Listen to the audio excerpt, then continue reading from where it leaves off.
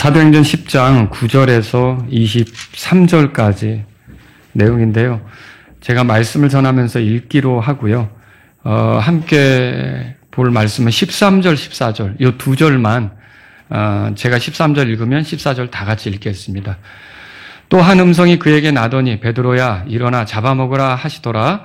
그러나 베드로가 이르되 주여 그럴 수 없나이다. 이는 내가 속되거나 부정한 것을 결코 먹은 적이 없기 때문이다 하더라. 아멘. 자, 오늘은 주님의 일하심 이런 제목으로 말씀을 드릴게요. 여러분은 하나님께서 여러분을 구원으로 인도하시는 것에 대해서 어떻게 일하셨다. 요거 얘기해 줄 수 있습니까? 누가 물어보면? 예, 복음을 전하는 순간, 그러니까 내가 복음을 받는 순간이죠. 그때 내가 그게 이해가 되도록 도와주신 분도 하나님이십니다. 근데 거기서 끝나는 게 아니라 이게 그 순간이 오기까지 하나님께서 누군가에게 복음 전할 그 부담을 갖게 하시고 그리고 그 사람이 나를 주목하게 하시고 그리고 나에게 관심을 갖게 하시고 그리고 마침내 나에게 다가오게 하시고 그리고 그 사람이 마침내 나에게 복음을 풀어주게 하시고 여러분 이게 다 하나님께서 놀랍게 일하시는 것을 믿으십니까? 이렇게 해서 내가 구원받게 된 거죠. 그리고 복음을 받아들이는 순간에도 어쩌면 처음부터 여러분 대개가 처음부터 복음 전도자를 만났을 때 그게 이해가 안 됐을 수도 있습니다.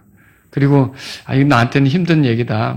좋은 얘기인 것 같은데 나는 아직 못 믿겠다. 이랬을 수도 있고요. 그런데 어느 날 그날은 이게 쏙쏙 오는 거예요. 이게 무슨 말인지 깨달아지는 거예요. 그리고 이게 엄청난 일이구나. 이게 마음에 이게 인식이 되는 거죠. 여러분 그런 적 있습니까? 이게 성령님이 그 증언하는 그 증거자하고 같이 일하시는 중이라는 걸 아십니까? 그렇다고 한다면 우리가 구원받는 데 있어서 하나님께서 놀랍게 일하신 것이 틀림없는 일이죠. 여러분이 지금 여기 와 앉아서 하나님을 찬양하고 감사하고 예배드릴 수 있는 것은요. 하나님께서 하신 일의 결과예요. 우리가 하나님께 찬양할 수밖에 없다는 거죠. 근데 고넬료가 구원받는 건 어땠을까요? 고넬료가 구원받는 것도 마찬가지죠.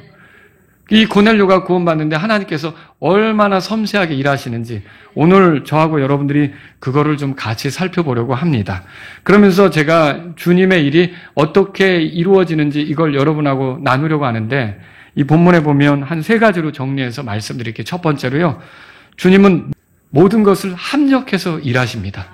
모든 것이 이렇게 조화가 되도록 해서 일을 하시는 거죠. 자, 9절에 베드로가 기도하려고 요바의 무두장인 시몬의 집 옥상에 올라간 게 써 있어요. 읽어보겠습니다. 같이. 이튿날 그들이 계속 길을 가다가 그 도시에 가까이 왔을 때 베드로는 기도하러 제6시쯤 옥상에 올라갔더라. 자, 여기 제6시는 언제쯤 될까요? 우리 시간으로 말하면 정오쯤 됩니다. 정오. 베드로는 제9시에 기도하러 가는 습관이 있었죠?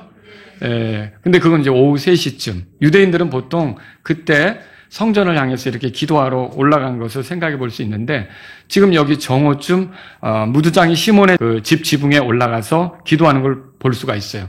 여러분 이게 정오가 대대로 유대인들이 이렇게 또 기도하기 좋은 시간이라는 걸 성경을 통해 발견하기도 해요. 예를 들어서 시편 55편 17절에 다윗이 쓴 말이에요. 저녁과 아침과 정오에 내가 기도하고 크게 부르짖으리니 이는 그분께서 내 음성을 들으시리로다.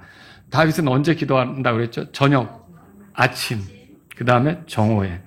저녁, 아침, 정오에. 여러분 이게 또 왜 그러냐면 이스라엘 백성은 또 저녁부터 하루가 시작되잖아요. 그렇게 하면서 정오쯤 돼서 남은 하루 주님께서 인도해달라고 이렇게 기도할 수 있는 거죠. 그렇게 베드로가 기도했던 걸 볼 수 있어요. 그런데 베드로가 이렇게 기도하는데 방해받은 게 있어요. 이 방해가 뭐냐? 욕구의 방해예요. 10절 한번 읽어보겠습니다. 10절 다 같이 읽겠습니다. 또 그가 매우 시장하게 되어 먹고자 하였더라. 그러나 그들이 식사를 준비하고 있을 때 그가 무의식 상태에 빠져. 자, 그가 기도하는 시간이 정오니까 점심 식사 시간이죠? 점심 식사 시간이면은 배가 고플 수 있잖아요. 아마 옥상에서 기도할 때 밑에서 요리하는 냄새가 살살 올라올 수 있죠. 그래서 아마 이거 먹고 싶은 욕구를 더 느꼈을 수 있어요. 여기 10절에 보면 그가 매우 시장하게 되어 그랬어요. 그러니까 배가 고픈 상태죠. 거기다가 먹고자 하였다. 그렇게 써 있죠. 먹고자 하였더라. 이 말이 무슨 말이냐면요. 먹고 싶은 욕구가 굉장히 간절했던 거라는 거죠. 자, 기도를 하는데 음식 생각이 나는 거죠. 자꾸 먹고 싶은 생각이 드는 거죠. 기도를 하려고 하면은 누구를 찾아야 됩니까? 하나님을 찾아야 되잖아요. 하나님하고 하는데, 이게 지금 먹는 거에 대한 그 욕구가 막 일어나면서 먹고 싶은 거죠. 그러면 기도가 제대로 되겠어요? 기도가 방해받을 수밖에 없는 거죠. 그런데 놀랍게도 하나님께서, 야, 기도하다가 뭔 딴 생각을 하냐? 에이, 너 상대하려다 내가 가겠다. 이렇게 한 게 아니에요. 그러니까 그 사람이 기도하려고 주님 앞에 무릎을 꿇었을 것이고, 그런데 음식 냄새에 못 이겨서 먹고 싶다. 이렇게 될 때 하나님께서 기도면 기도에 집중하지. 나도 안 만나줘. 이렇게 가는 게 아니라, 자, 여기서 먹고자 했다고 성경에 써 있잖아요. 근데 요걸 하나님께서 어떻게 아시고 먹는 문제를 가지고 베드로를 건드리셔요. 그렇지 않습니까? 놀랍지 않습니까? 그럼 이거는 뭐냐면 하나님께 우리가 주님을 찾을 때 우리에게 부족한 것도 있고 모자란 것도 있지만 하나님께서는 여러 가지 우리의 모든 것들을 다 얼마든지 그걸 선이 되게 하실 수가 있고요. 모든 것이 합력해서 아름다운 결론에 이르게 하실 수 있다는 거죠.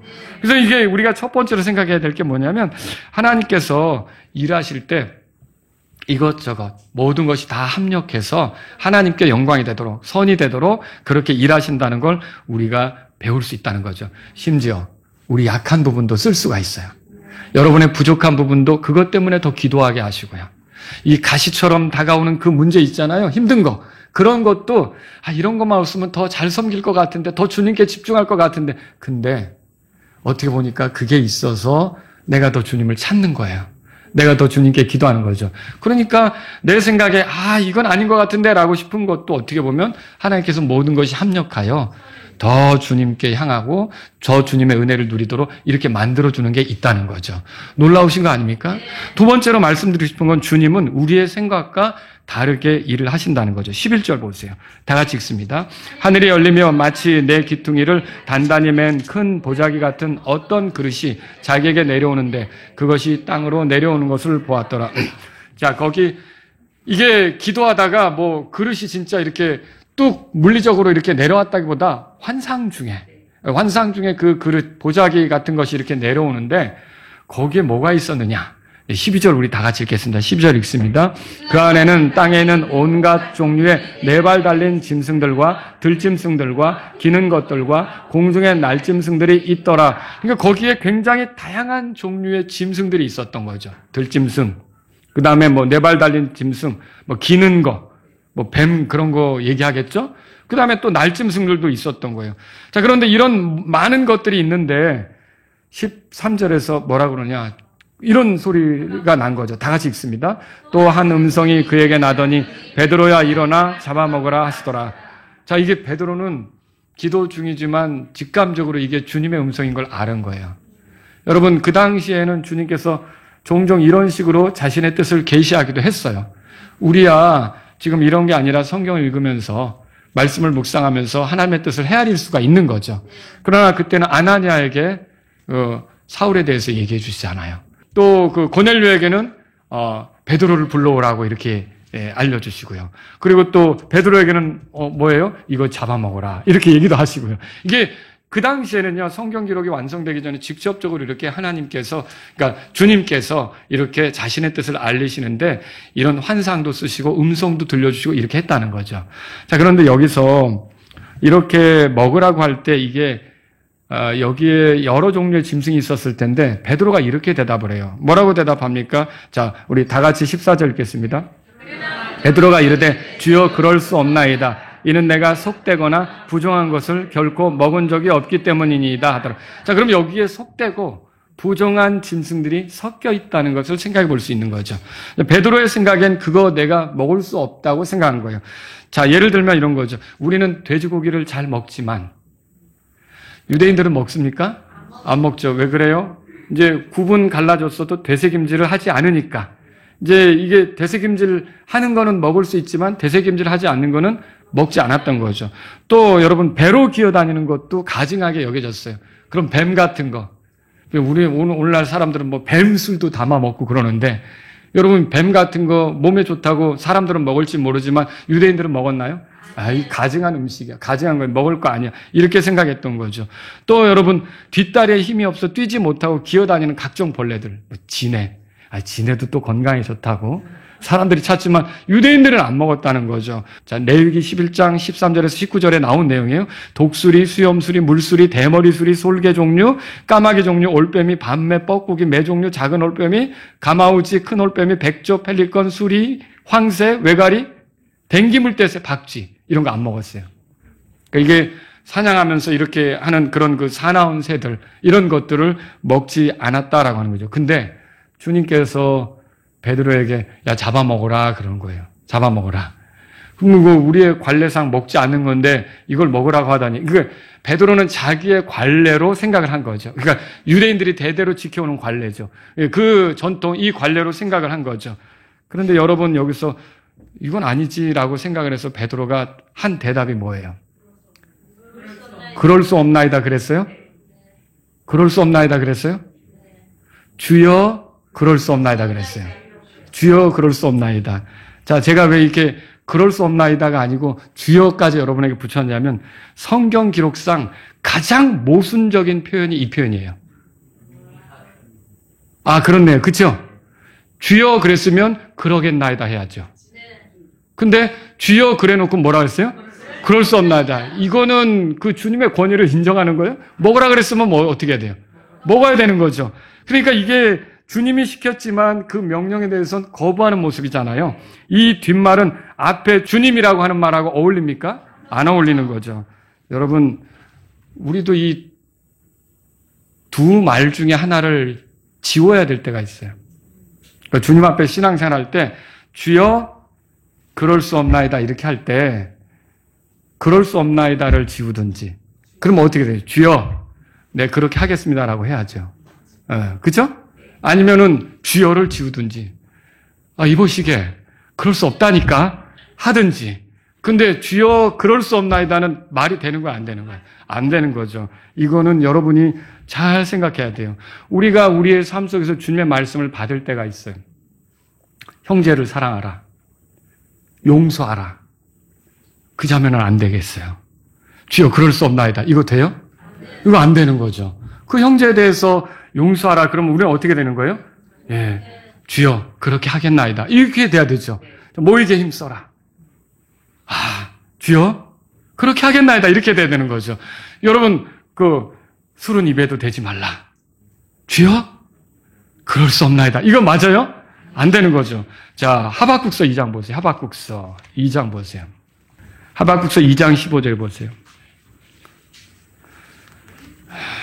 자, 다 같이 읽겠습니다. 자기 이웃에게 마실 것을 주되 그에게 내 술부대를 주고 또한 그를 취하게 함으로 내가 그들의 벌거벗은 것을 보게 하는 자에게 화가 있을지어다. 그러면 여러분 그 벌거벗은 것을 보게 한다는 말이 뭐예요? 수치스러운 거, 부끄러운 거를 드러내게 하는 거죠.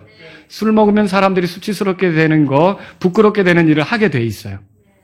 그런데 그런 모습을 드러내게 하려고 자기 이웃에게 술부대를 준다? 술잔을 건넨다?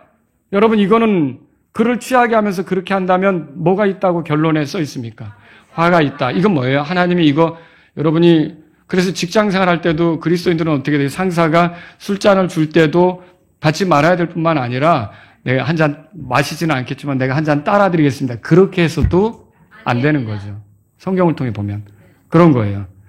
그리고 여러분 또 잠언 23장으로 가보세요. 잠언 23장 29절에 화가 누구에게 있느냐? 슬픔이 누구에게 있느냐? 다툼이 누구에게 있느냐? 제잘거림이 누구에게 있느냐? 까닭없는 상처가 누구에게 있느냐? 붉은 눈이 누구에게 있느냐? 누구에게 있겠어요? 술 마신 사람에게 있죠. 보세요. 그래서 슬픔도 내고 다툼도 일어나고 술 마시면요. 제잘거림 뭐예요? 했던 말, 우리 그 주사라 그러잖아요. 했던 말 또 하고. 했던 말 또 하고. 그런 분이 있어요. 정말 그런 사람하고 같이 이렇게 직장에서 술 안 마시지만 같이 얘기하려고 그러면 이제 몇 번째야? 했던 말 또 하고. 또 까닭 없는 상처. 이건 왜 그럴까요? 술 먹었으니까 맨정신이 아니까 어디 부딪혔어요. 어디 넘어지거나 멍든 게 생기는 거죠. 붉은 눈은 또 뭐예요? 술 먹으면 올라가잖아요. 뜨겁게. 붉은 눈이 생기는 거죠.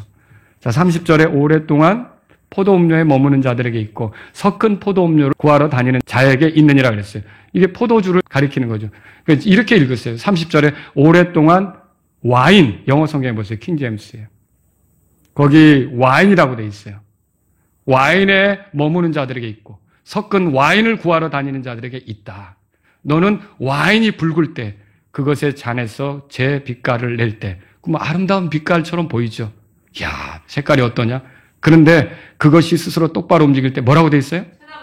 와인의 그 빛깔을 쳐다보지도 말라. 쳐다보지도 말라. 실제로 기독교인이라고 행세해놓고 식당에 갔더니 저 사람 얼마 전에 기독교인이라고 간증했는데 어떻게 저 맥주 선전을 하지? 그런데 나중에 그 사람이 그걸 다 이제 물어가면서 처리한 거죠. 자, 30절에 그것의 마지막에는 뱀같이 물고 독사같이 쏘는도다. 내 눈은 낯선 여자들을 바라볼 거. 이게 와인에 취하면 엉뚱한 짓을 하게 돼요. 자기 아내가 아닌 다른 여자들을 바라보는 거죠. 자기와 결혼할 여자가 아닌 다른 사람을 생각하는 거죠. 내 마음은 삐뚤어진 것들을 말하리로다. 참으로 너는 바다 한가운데 누운 자 같거나 돛대 꼭대기에 누운 자 같으려. 이게 성경이 참 기가 막히게 표현했어요. 멀미 나는 거죠. 바다 한가운데 눕고 돛대 꼭대기에 누우면 멀미 나는 거죠. 여러분 이거 와인이 잔뜩 들어가면 기분은 처음에 좋을지 모르지만 달콤달콤해서 계속 들어가면 멀미 나겠죠. 왔다 갔다. 자, 35절에 다 같이 읽겠습니다. 내가 말하기를 그들이 나를 쳤어도 나는 아프지 않았고 그들이 나를 때렸어도 내가 그것을 느끼지 못하였도다. 내가 어느 때나 깰까? 내가 여전히 그것을 다시 구하리라 하리라. 그러니까 술김에 맞으면 아프지도 않아요. 예? 그리고 쳐! 막 더 이러죠. 근데 쳤는데 그 당시는 아프지 않았는데 나중에 멍들고서 어디서 이랬지? 이럴 수도 있는 거죠. 이게 술 취한 사람들 얘기를 들어보면 걸어가는데 땅이 막 올라온대요. 전봇대가 저기서 달려오고 그러니까 이게 울렁거리고 중심을 못 잡는 거죠. 자, 성경에는요 디도서 2장에 보면 그리스도인들에게 권면하는 게 뭐냐면 맑은 정신으로 살아가래요. 그죠? 맑은 정신으로 살아가도록 계속 디도서 2장을 보면 권해요. 근데 이 와인이 들어가면 맑은 정신이 되겠습니까? 안 되죠. 그래서 주님은 너의 삶에서 와인은 안 된다. 근데 우리는 주여, 그럴 수? 어떻게 할래요, 여러분? 그러겠나이다 하겠습니까? 예. 내가 그냥 홀짝홀짝 딱 한 잔씩만. 여러분 이거 아니라는 거죠. 주여 그럴 수 없나이다. 이건 우리에게 어울리지 않습니다. 여러분과 저는요. 주여, 주님이 기뻐하지 않으면 그렇게 하겠습니다. 주님이 원하는 대로 하겠습니다. 이렇게 맞출 수가 있어야 되는 거죠. 또 여러분, 주님께서 우리에게 어떤 사역지로 인도하려고 하실 수도 있어요. 그런데 이것저것 따져보니까 나는 또 아닌 것 같은데 여러분 발뺌하려고 할 수도 있다는 거죠. 근데 여러분 그 빌립이 광야로 이렇게 가라고 했을 때 성령께서 여러분 주께서 광야로 이렇게 인도하시잖아요. 그러면 사마리아에서 열심히 전도했고 가르칠 대상도 많은데 갑자기 광야로 가라니 이거 좀 생각을 잘못하신 거 아닌가 이렇게 할 수도 있어요. 그리고 내가 사마리아에서 얼마나 가르칠 대상이 많은데 베드로 얼마나 모자랐으면 베드로도 내려오고 요한 사도도 내려오고 이렇게 하는데 내가 같이 가르쳐야지 광야로 가다니. 그런데 어때요? 주님이 가라 그러면 어떻게 되죠? 가야 되는 거죠. 주여 그럴 수 없나이다 그러면 어떻게 거기서 이티오피아 내시를 만나겠어요? 그러니까 여러분과 제가 예수님을 주님이라고 생각하면 내가 생각해온 것도 있지만 주님 그렇습니까? 알겠습니다. 그렇게 하겠습니다. 베드로는요 자기의 고정관념 전통으로 생각하면 이 부정한 음식을 먹는 거는 어울리지 않는다고 생각했던 거예요. 그런데 잡아먹으라 하면 어떻게 해야 되는 거예요? 예, 주여 그렇게 하겠습니다. 먹어보겠습니다. 이렇게 해야 되는 게 맞다라는 거죠. 여러분 나이는 어리지만 제가 마리아를 생각해 볼 때 마리아가 20살도 안 됐을 거라고 생각해요. 여기 우리 예선이 학생 정도? 마리아가 여러분 처녀고 또 정혼한 사이잖아요. 남편 있어요, 없어요? 있죠? 남편이 있어요. 근데 그 남편하고 살았어요? 아니죠. 남편하고 결혼할 날을 기다리고 있죠. 유대인들은 정혼을 하고 한 1년 정도 이렇게 이제 그 신랑이 살 거처를 마련하고 또 그 기간 동안 순결했는가 이것도 보고 이렇게 기다린단 말이죠. 그런데 갑자기 어느 날 천사가 와서 내 태가 아이를 가졌다고 알려주는 거예요. 이 다윗의 자손이 여기 들어와 있다는 거죠. 그러면 마리아로서는 그 얘기를 들을 때 어떨까요? 당황스럽죠. 이제 사람들에게 어떻게 알려질까요? 부정한 일을 저지른 여인으로 알려질 수도 있는 거예요. 그리고 좀 어디 가서 무슨 짓을 했길래, 또 그 당시 나사렛이라는 동네는요, 로마 군대가 가까운 데 주둔해 있어요. 그러다 보니까 이 외국인들을 상대로 또 여자들이 문란한 일을 하는 그런 경우도 있거든요. 그런데 거기다 아기를 가졌다. 그러면 마리아로서는 야, 이거 내가 부정한 여자로 몰리고 결혼도 끝나고 돌 맞아 죽고 뭐 이렇게 하는 게 아닌가. 간음 중에 붙잡힌 여자 모세는 어떻게 하라 그랬어요? 돌로 치라 그랬잖아요. 그럼 마리아도 똑같은 일을 당할 수도 있는 거예요. 그런데 주여 뭐라 그러냐면 주의 여정을 보소서 당신의 말씀대로 그것이 내게 이루어지다. 그러니까 천사가 전했는데 천사가 전했으면 주님의 뜻 아닙니까? 그럼 당신의 말씀대로 이루어지리이다. 이렇게 얘기했던 거죠. 그러니까 여러분과 제가 여기 주여 그랬으면 그 다음에 그럴 수 없나이다는 어울려요? 어울리지 않아요? 안 어울려요. 그래서 저와 여러분들의 삶에 내가 주여라고 예수님을 불렀으면 알았습니다, 주님. 주님께 맞추겠습니다. 그것이 우리에게 어울리는 삶이라는 걸 기억하시기 바랍니다. 15절로 가보세요. 오늘 다시 사도행전 10장 거기 15절입니다. 15절. 다 같이 읽겠습니다. 또 그 음성이 다시 두 번째로 그에게 말하기를 하나님께서 정결하게 하신 것을 내가 속되다 하지 말라. 자, 하나님께서 정결하게 하신 것을 내가 속되다 하지 말라. 자, 이런 환상은요, 한 번이 아니라 두 번, 그리고 또 일어나죠. 16절에 세 번 일어난 후에, 다 같이 읽겠습니다. 이 일이 세 번 일어난 후에 그릇이 다시 하늘로 들려 올라가더라. 그럼 세 번이나 반복되었단 말은 여기에 뭔가 하나님의, 주님의 뜻이 확고한 게 있다는 거 아닙니까? 그러면 베드로의 생각 속에 이 메시지가 각인되기를 바란다는 그런 뜻이거든요. 여러분 이게 베드로가 자기 생각을 가졌지만 여기서는 어떻게 돼? 주님의 일이라는 게 내 생각과 다른 방식으로 이루어질 수도 있겠구나를 인정해야 되는 거죠. 자, 세 번째로 우리가 살펴볼 게 이거예요. 주님은 우리에게 확신을 주시면서 일하십니다. 자, 그 그릇이 하늘로 올라간 뒤에 베드로는 그게 무슨 뜻인지 알았을까요? 몰랐을까요? 당장. 몰랐죠? 이게 뭐지? 왜 이런 게 일어나지? 이게 궁금했던 거예요. 17절 다 같이 읽겠습니다. 이제 자기가 본 환상이 무엇을 뜻하는지 베드로가 속으로 의아해할 때 보라, 고넬료가 보낸 사람들이 시몬의 집을 찾기 위해 물어보고 문 앞에 서서 베드로는 그래서 이게 도대체 뭐지? 여러분은 이게 무슨 뜻인지 아십니까? 이건 그거죠. 자, 정결하게 여겨지는 짐승이 있고 가증하게 여겨지는 짐승이 있잖아요. 근데 잡아먹으라 그랬잖아요. 그럼 따지지 말고 먹으라는 거 아닙니까? 그러면 유대인의 관점에서 유대인들은 자기들이 선택받은 백성이라 선민이라 고결한 민족이라고 생각하고 이방인들은 더럽혀진 민족이라고 생각하거든요. 그런데 베드로가 앞으로 복음을 전할 땐 유대인 따지고 이방인 따지고 이방인은 안 돼. 이거 됩니까? 그게 아니라 유대인이든 이방인이든 주님께서 기회를 주시는 대로 먹으라는 게 결국은 그 사람들에게 복음을 전해서 그들이 주님께로 오도록 도우라는 거죠. 그 얘기를 지금 여기서 하는 거예요. 근데 이게 유대인만 구원받는다. 이거 하나님의 뜻이 아니에요. 아브라함을 처음에 부를 때도 하나님의 뜻은 뭐였어요? 땅의 모든 가족이 아브라함의 씨를 통해서 복을 누리는 거 아닙니까? 자, 로마서 1장으로 가보세요. 로마서 1장. 이제 로마서 1장. 1장. 저 16절 보세요. 16절. 다 같이 읽겠습니다. 16절 읽습니다. 이는 내가 그리스도의 복음을 부끄러워하지 아니하기 때문이라. 이는 그 복음이 믿는 모든 자를 구원에 이르게 하시는 하나님의 권능이기 때문이니 먼저는 유대인에게요. 또한 그리스인에게로다. 자, 이 복음은 그걸 믿으면 구원을 주시는데 그게 유대인이든 이방인이든 상관이 없어요. 여기 먼저는 유대인에게 그랬죠. 자, 그 다음에 그리스인에게로다 그랬는데 그리스인은 이방인의 대표예요. 그러면 유대인이든 이방인이든 할 것 없이 복음을 받으면, 믿으면 구원받을 수 있다는 거예요? 만약에 유대인만 구원받는다면 오늘 우리는 어떻게 해요? 여러분은 유대인이에요? 이방인이잖아요. 유대인들에게만, 그러니까 베드로의 생각이 바뀌어야 되는 거죠.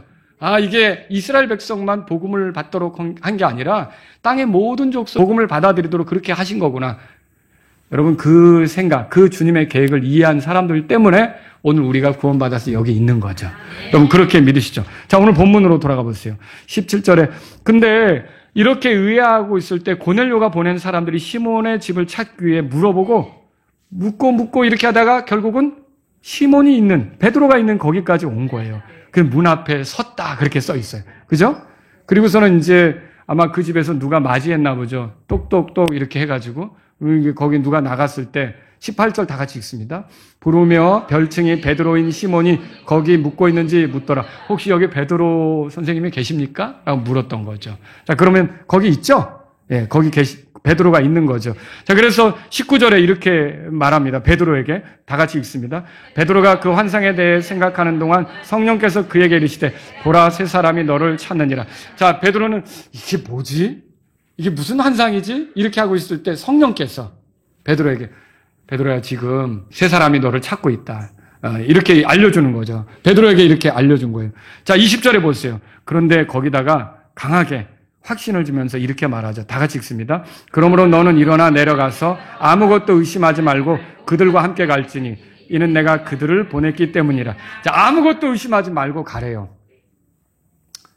그 사람들이 유대인인가 이방인인가 이것도 몰라요. 자, 거기에 군인도 하나 따라왔겠죠.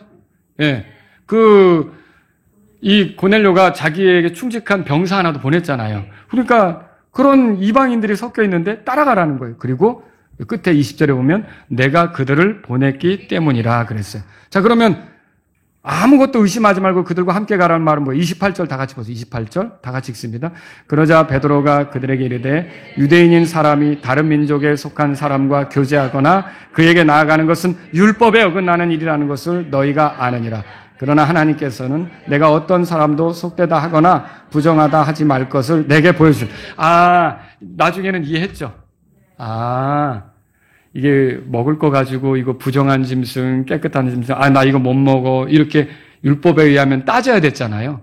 근데 그것처럼 사람을 놓고도 유대인, 이방인, 내가 유대인에게는 복음을 전하지만 이방인은 아니야. 이게 아니라는 걸 베드로는 이제 깨닫게 된 거죠. 알게 된 것을 우리가 여기서 발견하는 거예요. 자, 여기 이 세 번의 환상이 반복적으로 주어질 때 고넬료가 보낸 세 사람이 도착하게 된 거예요. 성령께서는 베드로가 이제 그를 따라가도록 이렇게 말씀하셨고 또 그들을 보낸 게 내가 그들을 보냈다 이렇게 알려주신 거죠. 그래서 베드로를 준비시키는 분, 그분도 성령님. 그리고 그들을 보내신 분, 그분도 성령님. 그리고 그들의 구원을 위해 복음 전할 수 있는 베드로더러 이렇게 가라고 이렇게 일러주신 분, 그분도 성령님. 자, 고넬료의 구원을 위해서 누가 일하고 있습니까? 성령님께서. 근데 고넬료는 이거 알까요, 모를까요? 여러분 이거 아세요? 그러니까 나는 모르고 있지만 내 구원을 위해서 다양한 방식으로 하나님께서 누구를 감동시키시고 누구를 움직이시고 누구를 내게 끌리게 하시고 누가 나를 위해 기도하게 하시고 누구를 나에게 보내시고. 여러분 이거 내가 모르는 사이에 이런 일들이 일어나고 있다는 걸 아세요? 나는 그냥 구원받은 게 아니란 말이에요. 하나님께서 일하셔서 이런 구원에 이르게 된 거죠. 그러니까 내가 미처 눈치채지 못하는 때에도 하나님께서 그렇게 일하셔서 결국 그 복음을 전할 수 있는 사람이 내 앞에 서서 복음에 대해서 말해줄 수 있도록 그렇게 허락하신 거라는 거죠. 여러분 놀라운 일 아닙니까? 베드로는 이방인들에게 자기가 그들이 찾는 사람인 것을 밝히 알렸어요. 그리고 왜 나를 찾는지 물었죠. 21절 보겠습니다. 다 같이. 이에 베드로가 고넬료가 자기에게 보낸 사람들에게 내려가 이르되 보라 당신들이 찾는 사람이 바로 나니라. 당신들이 무슨 까닭으로 왔느냐 하니. 자, 그러면 그 사람들이 이제 대답을 했겠죠. 찾는 이유를 말합니다. 22절 다 같이 읽습니다. 그들이 이르되 백부장 고넬료는 정의로운 사람이요 하나님을 경외하는 자며 온 유대 민족 가운데 좋은 평판을 얻은 자라. 그가 하나님께로부터 거룩한 천사를 통해 경고를 받아 사람을 보내 당신을 자기 집으로 모셔와 당신으로부터 뭐라고 돼 있어요? 말씀을 들으려 하나이다. 이게 목적이에요. 그러니까 베드로를 이렇게 데리러 온 목적이 뭐예요? 말씀을 들으려고 온 거죠. 우리 교회에서도 종종 그런 경우가 있어요. 이제 목사님 언제 좀 시간 내주세요. 그래서 저하고 제 아내가 그 자매님을 찾아가면 그 자매님이 또 자신의 오빠라든지 아니면 자신의 언니라든지 이런 집으로 인도하면서 복음을 전할 수 있도록 그렇게 기회를 갖게 하는 경우도 있는 거죠. 그럼 그렇게 하는 이유는 뭐냐? 그분들에게 말씀을 들을 기회를 갖도록 하는 거죠. 그러니까 지금 베드로를 모셔오게 된 목적이 뭐예요? 그러니까 말씀이죠. 말씀. 이게 지금 베드로를 데려오게 되는 목적이에요. 자, 그럼 이 말씀은 어떤 말씀일까요? 사도행전 11장에 펴보세요. 11장에 13절, 14절. 다 같이 읽겠습니다. 13절, 14절 읽습니다. 이에 그가 우리에게 알리기를 그가 자기 집에서 천사를 보았는데 그가 서서 그에게 이르되 사람들을 요바로 보내 별칭이 베드로인 시몬을 부르라. 그가 내게 말씀들을 전하리니 그 말씀들로 너와 내 온 집이 구원을 받으리라 한 것을 고하니. 자, 그 말씀은 어떤 말씀이에요? 구원을 줄 수 있는 말씀이죠. 복음의 말씀이죠. 이걸 베드로가 전할 수 있는 거예요. 그러니까 이 고넬료가 이 베드로를 모셔오도록 사람을 보낸 거죠. 자, 그러면 베드로는 이 사람들에 대해서 어떻게 했는가? 나는 이방인 상대 안 한다. 이렇게 돌아가시라고 이렇게 했습니까? 아니에요. 23절 다 같이 읽습니다. 사도행전 10장 돌아가셔서 23절 다 같이 읽습니다. 이에 베드로가 그들을 불러들여 묻게 하였더라. 이튿날 베드로가 그들과 함께 떠나니 요바로부터 온 어떤 형제들도 그와 동행하였더라. 자, 그들을 집으로 들인 것도 놀라워요. 그들 이방인과 같이 묵었던 것도 놀라운 거예요. 여러분, 베드로의 생각이 많이 바뀐 거죠? 예, 그 옛날 같으면 할 수도 없는 그런 일, 이방인하고 같이 먹지도 않는데 이렇게 드리면 드리기만 했겠어요? 저녁 때 되면 먹을 것도 줬겠죠. 그렇죠? 점심 때, 정오 때 찾아왔으니까. 그리고 이방이니까 굶으셔? 이렇게는 안 했을 거란 말이죠. 그래서 저녁 때도 줬을 거고 아침도 먹여서 같이 떠났을 거고. 그러니까 같이 먹고 이방인들과 이렇게 가깝게 했던 거죠. 그런데 이거는 이제 베드로가 이해를 하게 된 거죠. 주님께서 누군가를 구원에 이르게 하도록 하기 위해서 이제 앞으로는 나에게 유대인 따지고 이방인 따지고 이렇게 하지 않고 기회를 주시는 대로 누구에게든지 하나님 말씀을 전할 기회가 되면 그 사람에게는 전하도록 그렇게 하시는 거구나. 여러분, 베드로가 이걸 깨달았으니까 지금 집으로 들여서 묵게 할 수 있는 거 아닙니까? 이런 일들이 이렇게 벌어진 거죠. 여러분, 주님의 일을 위해서라면 내 고정관념, 내 생각 이런 것들을 내려놓을 수가 있어야 돼요. 이게 주님께 맞추는 거죠. 그 주님 앞에서 내가 생각한 거에 갇혀서 나는 안 된다. 난 그렇게 할 수 없다. 이런 건 주님이 기뻐하지 않는 거라는 거죠. 베드로는 고넬료가 보낸 사람들과 같이 이제 여행을 하게 됐어요. 한 50km 정도 가이사랴까지 가는데 요바에서 그 정도 걸리는데 가면서 궁금했겠죠. 이렇게 당신들을 보내신 그분은 누구요 도대체? 그럼 누가 보냈어요? 고넬료가 보낸 거 아닙니까? 우리 주인은 이렇고 우리 백부장은 이렇고 고넬료에 대해서 얼마나 얘기했겠어요. 그러면 또 베드로는 또 가만히 있었겠어요? 가면서 도대체 말씀을 들으라고 이렇게 해서 이렇게 모셔오는 건데 무슨 말씀을 전하실지 기대가 됩니다. 그럼 베드로는 가면서 무슨 얘기했을까요? 예수님에 대한 얘기를 이렇게 나사렛 예수님에 관한 얘기를 이렇게 하도록 하나님께서 기회를 주신 것 같소 라고 얘기하면서 갔겠죠. 여러분, 오늘 이 사건을 통해 주님의 일하심에 관해 정리할 수가 있습니다. 몇 가지로 여러분에게 말씀드리고 끝내려고 하는데, 여러분, 주님은 쉬지 않고 일하십니다. 그렇게 믿으십니까? 자신의 섭리 속에 섬세하게 일하십니다. 베드로가 기도하면서 환상을 보도록 하신 분 주님이십니다. 그때 고넬료의 집안 사람들을 그 도시로 보내신 분 주님이십니다. 베드로가 자신이 본 것이 무엇을 뜻하는지 의아해할 때 그 집에 이제 사람들이 도착해서 베드로를 찾게 하신 분 주님이십니다. 또 베드로에게 그 찾는 사람들에게 의심하지 말고 따라가라고 내가 보낸 사람들이다라고 이렇게 확신을 주신 분, 그분도 주님이십니다.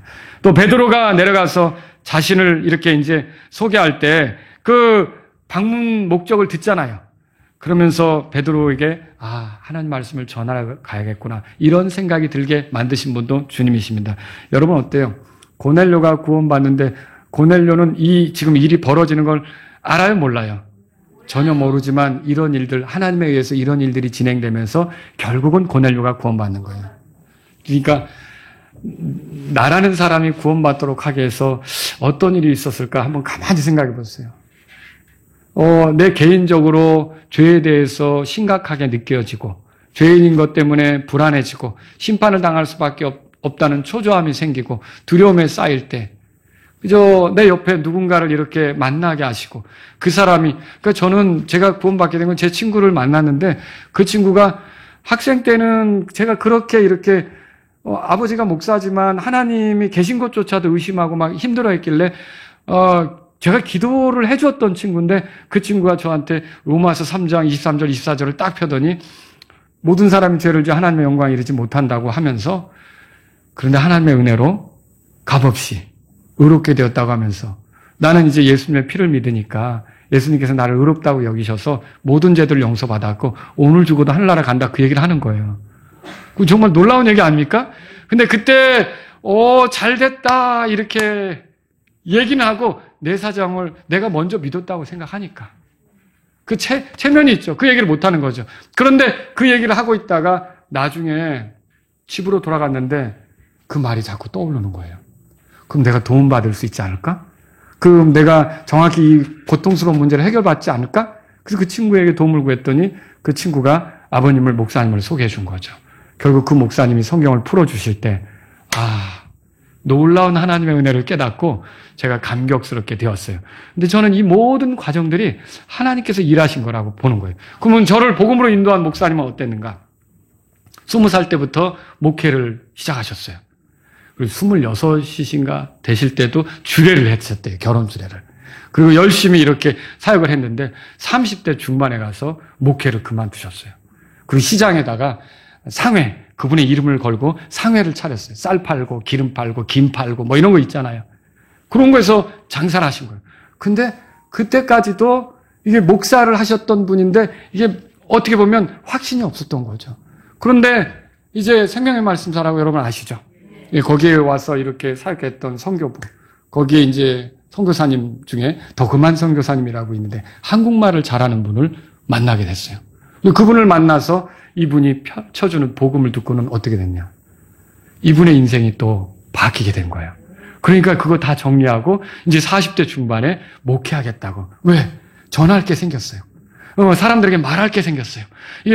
이 사람들에게 구원의 복음을 알리는 게 이게 너무 귀하다는 게 이제 그 생각이 드는 거예요. 여러분, 그러면 그 선교사님은 아니 왜 한국에 와서 활동할까요?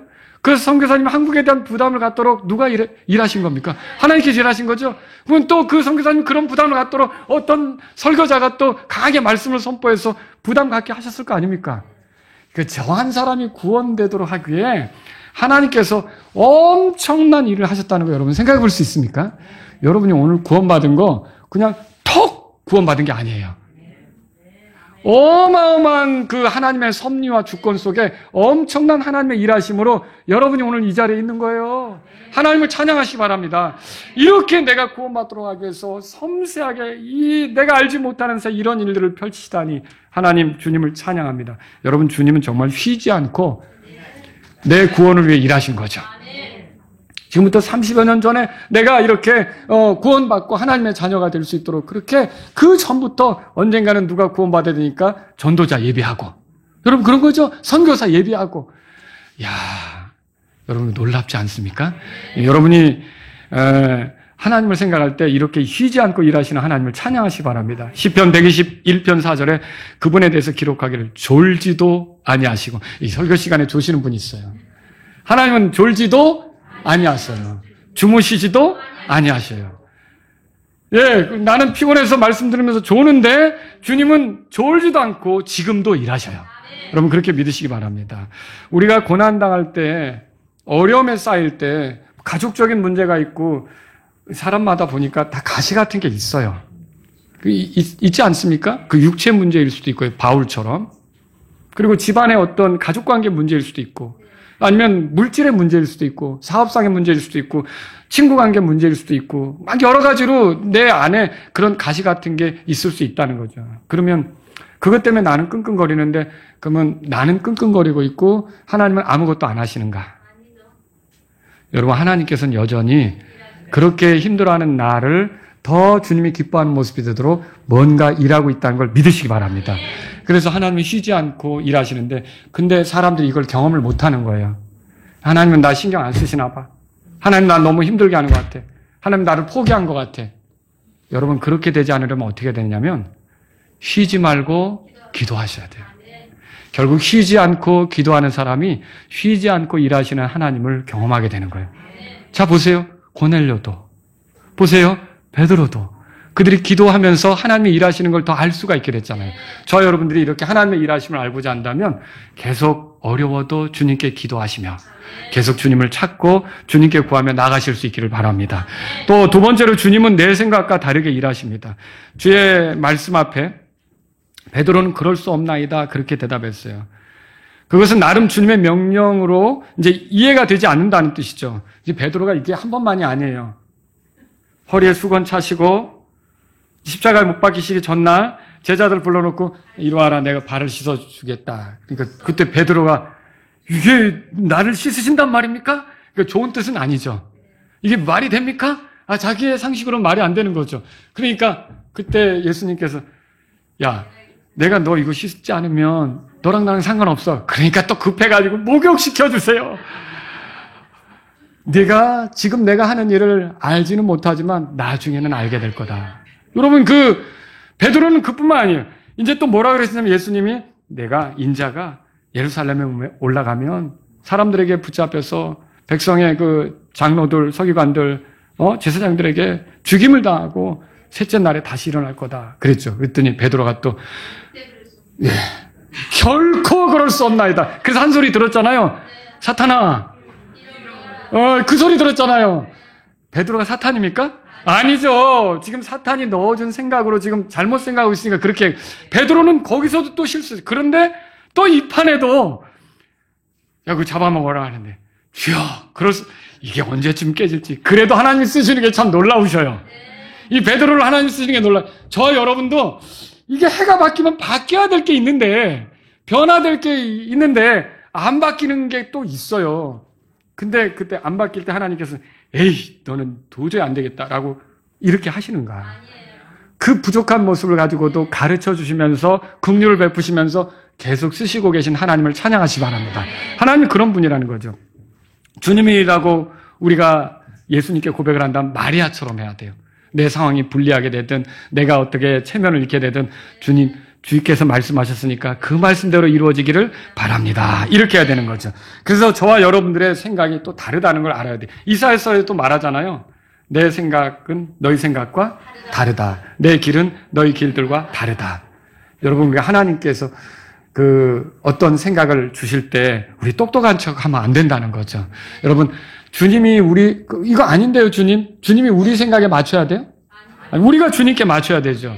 여러분, 근데, 난 도저히 이게 이해가 안 돼서 못 하겠는데요? 여러분, 그건 주님을 따르는 제자들로서 불충한 거죠. 여러분, 주님이 우리에게 뭔가를 알려주시면서 일일이 다 해명하셔야 됩니까?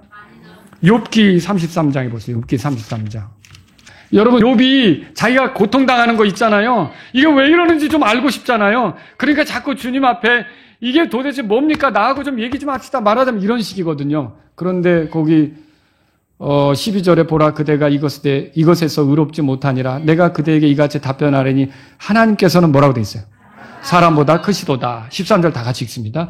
그분께서 자신의 일들 중 어떤 것도 해명하지 않으신다는 이유로 어찌하여 그대가 그분과 다투겠느냐. 이게 나에게 설명을 해줘야지 내가 이거 하겠습니다. 이거 하면서 하나님하고 다투는 거 맞아요? 아니요. 하나님께서 우리에게 해명해 주실 해명해 주셔야만 하는 이유가 있는 겁니까? 아니요. 주님이 하라고 그랬으면 그냥 하면 되는 거고, 멈추라 그러면 멈추면 되는 거고, 마시지 말라 그러면 마시지 않으면 되는 거고, 마셔라 그러면 마시고, 먹으라 그러면 먹고. 이게 우리가 단순하게 주님의 뜻에 맞춰야 되는 거죠. 우리 생각에 주께서 맞추어 주시기보다 주님의 생각에 우리 자신을 맞추려고 해야 돼요. 기도도 그런 거잖아요. 내 생각대로 되도록 자꾸 하는 게 아니라 주님의 뜻대로 되도록 나를 맞추는 것이 기도가 되잖아요.